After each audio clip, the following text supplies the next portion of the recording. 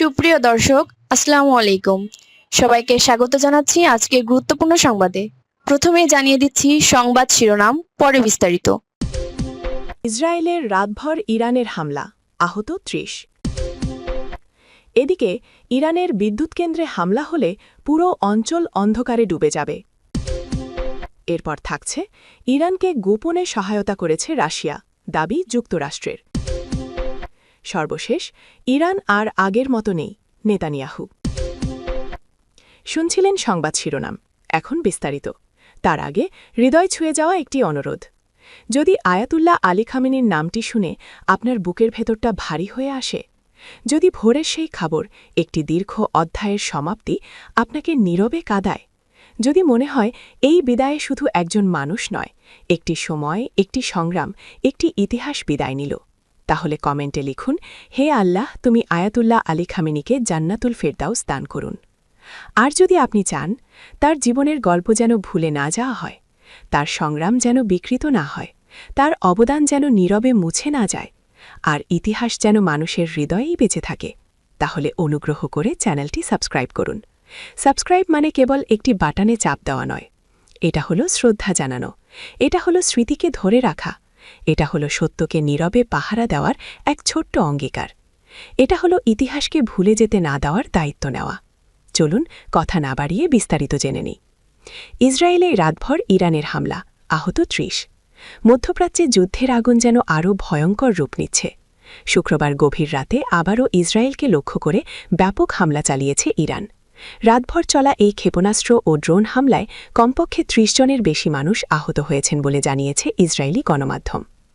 Israeli সরকারি television কান news জানায়, নাজারেথের কাছে অবস্থিত জার্জির গ্রামে ইরানের একটি ক্ষেপণাস্ত্র আঘাত হানে। মুহূর্তের মধ্যে এলাকায় বিকট বিস্ফোরণের শব্দ শোনা যায় এবং আতঙ্ক ছড়িয়ে পড়ে আশপাশের বাসিন্দাদের মধ্যে। হামলার পর উদ্ধারকর্মীরা দ্রুত ঘটনাস্থলে পৌঁছে আহতদের উদ্ধার করে। প্রাথমিক তথ্য অনুযায়ী হামলায় অন্তত ৩৩ জন আহত হয়েছেন। তাদের মধ্যে কয়েকজনের অবস্থা গুরুতর হওয়ায় দ্রুত হাসপাতালে পাঠানো হয়েছে। আহতদের মধ্যে ১২ ও ১৩ বছর বয়সী দুটি শিশুও রয়েছে বলে জানিয়েছে চিকিৎসা কর্তৃপক্ষ। যদিও এখন পর্যন্ত কোনো মৃত্যুর খবর পাওয়া যায়নি, তবে বিস্ফোরণের তীব্রতায় বেশ কয়েকটি বাড়িঘর মারাত্মকভাবে ক্ষতিগ্রস্ত হয়েছে। স্থানীয় বাসিন্দারা জানান, শুক্রবার রাত প্রায় ২:৩০ দিকে হঠাৎ করে বিমান হামলার সাইরেন বেজে ওঠে। সাইরেন শুনেই অনেকে আশ্রয়কেন্দ্রের দিকে ছুটে যান। কিছুক্ষণের মধ্যেই আকাশে বিস্ফোরণের শব্দ শোনা যায় এবং কয়েকটি ক্ষেপণাস্ত্র এলাকার কাছাকাছি আঘাত হানে। শুধু ইরানই নয়, একই সময়ে লেবাননের সীমান্ত থেকেও হামলার খবর পাওয়া গেছে। লেবাননের শক্তিশালী সশস্ত্র গোষ্ঠী ইজবুল্লাহ উত্তর দিক থেকে ইসরায়েলের বিভিন্ন লক্ষ্যবস্তুতে রকেট হামলা চালিয়েছে বলে জানা গেছে। ফলে একই সঙ্গে দুই দিক থেকে হামলার মুখে পড়ে ইসরায়েলের নিরাপত্তা পরিস্থিতি আরও জটিল হয়ে ওঠে। এই হামলার পর জার্জির গ্রামে ব্যাপক ক্ষয়ক্ষতির চিত্র দেখা গেছে। বেশ কিছু বাড়িঘর আংশিক বা পুরোপুরি ধ্বংস হয়ে গেছে। এছাড়া কয়েকটি গাড়িতে আগুন ধরে যায়, যার ফলে পুরো এলাকা ধোঁয়ায় ডেকে যায়। উদ্ধারকর্মীরা আগুন নিয়ন্ত্রণে আনতে দীর্ঘ সময় ধরে কাজ করেন। বিশ্লেষকদের মতে, মধ্যপ্রাচ্যে চলমান সংঘাতের নতুন এক ভয়ঙ্কর পর্যায়ে প্রবেশ করেছে পরিস্থিতি। গত ২৮ ফেব্রুয়ারি ইরানের ভেতরে হামলা চালায় ইসরায়েল ও যুক্তরাষ্ট্র। সেই হামলার পর থেকেই ইরান ধারাবাহিকভাবে পাল্টা আক্রমণ চালিয়ে যাচ্ছে বলে দাবি করছে তেহরান। এরই মধ্যে ইসরায়েল এবং উপসাগরীয় অঞ্চলে থাকা মার্কিন সামরিক ঘাঁটিগুলো হামলার লক্ষ্যবস্তুতে পরিণত হয়েছে। ইরান সমর্থিত বিভিন্ন গোষ্ঠী এবং মিত্র সংগঠনগুলো এই সংঘাতে সক্রিয় হয়ে উঠেছে বলে ধারণা করা হচ্ছে। রাতভর হামলার পর ইসরায়েলের বিভিন্ন শহরে নিরাপত্তা ব্যবস্থা আরও জোরদার করা হয়েছে। বাসিন্দাদের সতর্ক থাকতে এবং জরুরি নির্দেশনা মেনে চলার আহ্বান জানিয়েছে কর্তৃপক্ষ। মধ্যপ্রাচ্যের এই উত্তপ্ত পরিস্থিতি কোথায় গিয়ে থামবে তা নিয়ে বিশ্বজুড়ে বাড়ছে উদ্বেগ, কারণ প্রতিটি নতুন হামলা যেন বড় কোনো সংঘাতের দিকে ধীরে ধীরে ঠেলে দিচ্ছে পুরো অঞ্চলকে। এদিকে ইরানের বিদ্যুৎ কেন্দ্রে হামলা হলে পুরো অঞ্চল অন্ধকারে ডুবে যাবে। মধ্যপ্রাচ্যের উত্তপ্ত পরিস্থিতির মধ্যে নতুন করে তীব্র বাকযুদ্ধ শুরু হয়েছে। ইরানের বিদ্যুৎ সরবরাহ ব্যবস্থায় হামলার হুমকি দিয়েছেন মার্কিন প্রেসিডেন্ট ডোনাল্ড ট্রাম্প, আর সেই হুমকির জবাবে কড়া সতর্কবার্তা দিয়েছেন ইরানের সুপ্রিম ন্যাশনাল সিকিউরিটি কাউন্সিলের সেক্রেটারি আলী লারিজানি। লারিজানি স্পষ্ট ভাষায় বলেছেন, যুক্তরাষ্ট্র যদি ইরানের বিদ্যুৎ কেন্দ্রে হামলা চালায়, তাহলে তার ফল শুধু ইরানেই সীমাবদ্ধ থাকবে না, বরং পুরো অঞ্চলই অন্ধকারে ডুবে যেতে পারে। সামাজিক যোগাযোগ মাধ্যম এক্সে দেয়া এক পোস্টে লারিজানি ট্রাম্পের বক্তব্যের জবাব দেন। তিনি উল্লেখ করেন, ট্রাম্প দাবি করেছেন যুক্তরাষ্ট্র চাইলে মাত্র ১ ঘণ্টার মধ্যেই ইরানের বিদ্যুৎ উৎপাদন সক্ষমতা ধ্বংস করে দিতে পারে, কিন্তু এখনও তারা তা করেনি। এই বক্তব্যের পাল্টা প্রতিক্রিয়ায় লারিজানি আরও কঠোর ভাষা ব্যবহার করেন। তিনি বলেন, তারা যদি সত্যিই এমন হামলা চালায় তাহলে আধা ঘণ্টারও কম সময়ের মধ্যে পুরো অঞ্চল অন্ধকার হয়ে যাবে। তার ভাষ্য অনুযায়ী এমন পরিস্থিতি তৈরি হলে তা শুধু অবকাঠামোগত বিপর্যয়ই ডেকে আনবে না, বরং নিরাপত্তা পরিস্থিতিকেও বহবাহ করে তুলবে। লারিজানি দাবি করেন, অন্ধকারে বিশৃঙ্খলা তৈরি হলে পালিয়ে বাড়ানো মার্কিন সেনাদের খুঁজে বের করাও সহজ হয়ে যাবে। এর আগে ট্রাম্প বলেছিলেন, যুক্তরাষ্ট্র এখন পর্যন্ত ইরানের বিদ্যুৎ উৎপাদন কেন্দ্রগুলোতে হামলা চালানো থেকে বিরত রয়েছে। তবে তিনি সতর্ক করে দেন, যদি তেহরান বিশ্ববাজারে জ্বালানি তেলের সরবরাহ বন্ধ করার চেষ্টা করে তাহলে যুক্তরাষ্ট্র সেই গুরুত্বপূর্ণ অবকাঠামোগুলোকে লক্ষ্যবস্তু করতে দ্বিধা করবে না। বিশ্লেষকদের মতে এই ধরনের হুমকি পাল্টা হুমকি মধ্যপ্রাচ্যের চলমান উত্তেজনাকে আরও বাড়িয়ে তুলছে। ইতোমধ্যেই অঞ্চল জুড়ে বিভিন্ন সংঘাত ও পাল্টা হামলার খবর সামনে আসছে। এমন পরিস্থিতিতে ইরানের বিদ্যুৎ নেটওয়ার্কে হামলার মতো বড় পদক্ষেপ নিলে তার প্রভাব শুধু একটি দেশেই সীমাবদ্ধ থাকবে না, বরং পুরো মধ্যপ্রাচ্যের জ্বালানি ও নিরাপত্তা পরিস্থিতি বড় ধরনের সংকটে পড়তে পারে।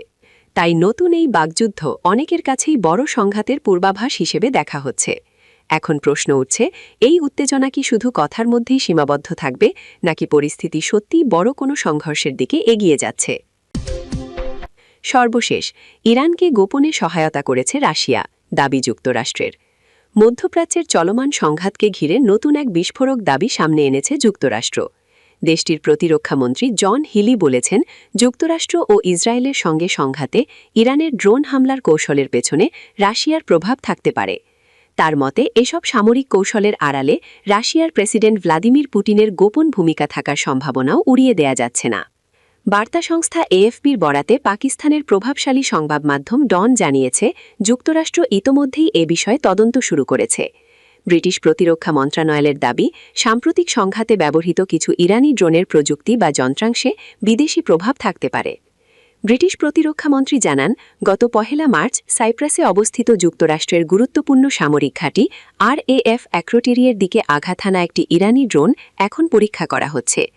বিশেষজ্ঞরা খতিয়ে দেখছেন সেই ড্রোনে রাশিয়া বা অন্য কোনো বিদেশি দেশের প্রযুক্তি কিংবা যন্ত্রাংশ ব্যবহার করা হয়েছে কিনা। লন্ডনের কাছে নর্থউডে অবস্থিত ব্রিটিশ সামরিক সদর দপ্তর পরিদর্শনের সময় হিলি বলেন, তদন্ত শেষ না হওয়া পর্যন্ত নিশ্চিতভাবে কিছু বলা যাচ্ছে না। তবে ড্রোনটির প্রযুক্তিগত বিশ্লেষণ শেষ হলে যে তথ্য পাওয়া যাবে তা প্রকাশ করা হবে। তিনি আরও বলেন, ইরানের কিছু সামরিক কৌশল বা সক্ষমতার পেছনে পুতিনের গোপন ভূমিকা থাকতে পারে। এমনটা বিশ্বাস করলে কেউই খুব একটা অবাক হবে না। হিলির মতে, বর্তমান বিশ্ব পরিস্থিতিতে জ্বালানি বাজারে বড় ধরনের অস্থিরতা তৈরি হয়েছে। মধ্যপ্রাচ্যে উত্তেজনা বাড়ার ফলে বিশ্ববাজারে তেলের দামও বেড়ে গেছে। আর সেই পরিস্থিতিতে যে বিশ্ব নেতারা অর্থনৈতিকভাবে লাভবান হচ্ছেন তাদের মধ্যে অন্যতম হলেন পুতিন। বিশ্লেষকদের মতে, যদি সত্যি রাশিয়ার প্রযুক্তি বা সহায়তার প্রমাণ পাওয়া যায় তাহলে তা আন্তর্জাতিক রাজনীতিতে বড় ধরনের প্রতিক্রিয়া সৃষ্টি করতে পারে। এতে মধ্যপ্রাচ্যের সংঘাত আরও জটিল হয়ে উঠতে পারে এবং পশ্চিমা দেশগুলোর সঙ্গে রাশিয়ার সম্পর্ক নতুন করে উত্তপ্ত হওয়ার আশঙ্কা রয়েছে। তবে এখন পর্যন্ত রাশিয়ার পক্ষ থেকে এই অভিযোগের বিষয়ে আনুষ্ঠানিক কোনো প্রতিক্রিয়া জানানো হয়নি। ফলে তদন্তের ফলাফল প্রকাশ না হওয়া পর্যন্ত বিষয়টি ঘিরে কৌতূহল ও উত্তেজনা আরও বাড়তেই থাকবে।